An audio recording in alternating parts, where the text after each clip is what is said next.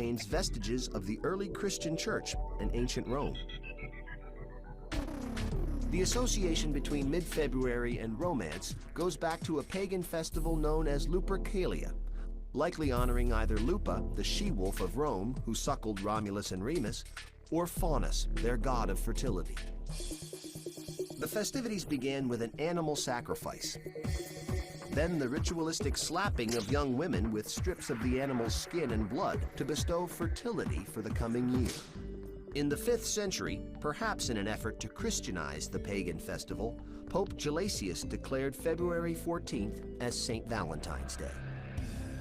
As for the real St. Valentine, there were reportedly several canonized by the Church. Legend has it that one St. Valentine, a defiant Roman priest, lived during the 3rd century AD under Emperor Claudius II. Claudius was an ambitious ruler.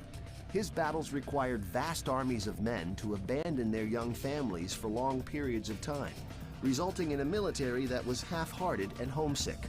So determined was Claudius to stop love from sapping the will of his armies, he banned marriages altogether.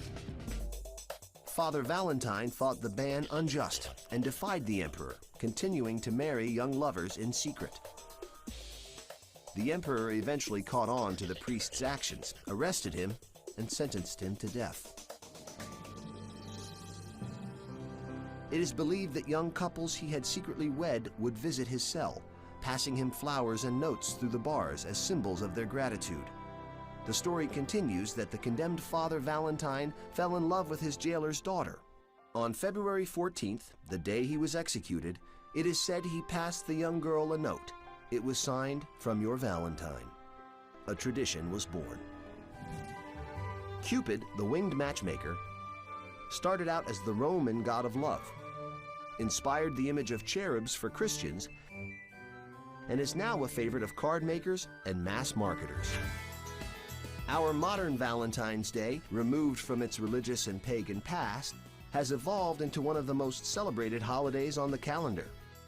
On average, Americans shower their loved ones with 180 million roses, red ones naturally, and almost 36 million heart-shaped boxes of candy, not to mention all those cards, dinners, and diamonds. All told, the holiday brings in almost $14 billion annually, giving retailers plenty to love as well. But if you're worried that you can't afford to treat your loved one properly next Valentine's Day, take heart. The poets were right. Love is really all you need.